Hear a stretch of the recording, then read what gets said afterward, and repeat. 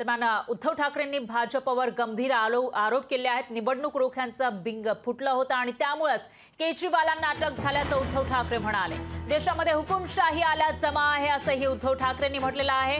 तर अजित पवार आणि मुश्रीफ हे ठग असल्याचं भाजपनं म्हटलेलं होतं, पण त्यांना आपल्यात घेतल्याचं उद्धव ठाकरे म्हणाले। देशातील सर्वात भ्रष्ट पार्टी म्हणजे भाजप असल्याचा निशाणाही ठाकरेंनी साधलाय। चित्र विचित्र सोबती एकत्र घेतले जात आहेत असंही ठाकरेंनी म्हटलेलं आहे। दरम्यान यावर राधाकृष्ण विखे पाटील यांनी सुद्धा प्रतिक्रिया दिलेली आहे। तर उद्धव ठाकरेंनी भाजपवर गंभीर असे आरोप केलेले होते। इलेक्ट्रॉल बॉन्डचा सगळ्यात मोठा लाभार्थी हा भाजप आहे आणि ते समोर येऊ लागल्यानंच केजरीवालांना अटक केल्याचं ते म्हणाले होते।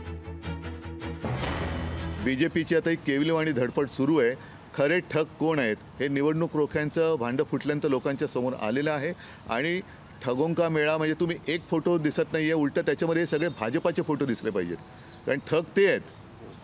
त्याच्यामुळे ठगों का मेळा हा त्यांच्याकडे आणि राष्ट्रवादी काँग्रेसमधले सगळे मुख्य ठग मग हे त्यांच्याकडे गेल्यामुळे त्यांचा पक्ष आता मोकळा झाला।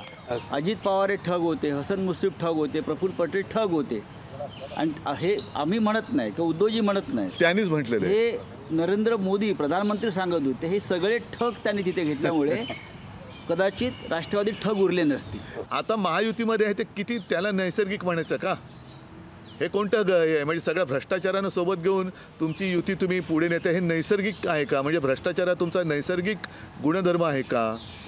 तर त्याच्यामुळे पहिलं त्यांच्यामध्ये वाटेल त्याला घेऊन जी युती करतायत तर त्यांचा ताळमेळ बघा। महाविकास आघाडीचं उत्तम चाललेलं आहे। आम्ही ठग होतो म्हणून जर तिकडे भाजपमध्ये गेलेलं असेल तर आनंद आहे।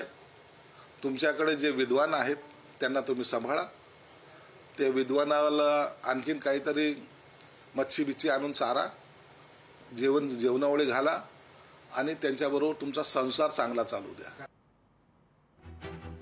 तर यावर राधाकृष्ण विखे पाटील यांनी काय प्रतिक्रिया दिली आहे तेही बघूया।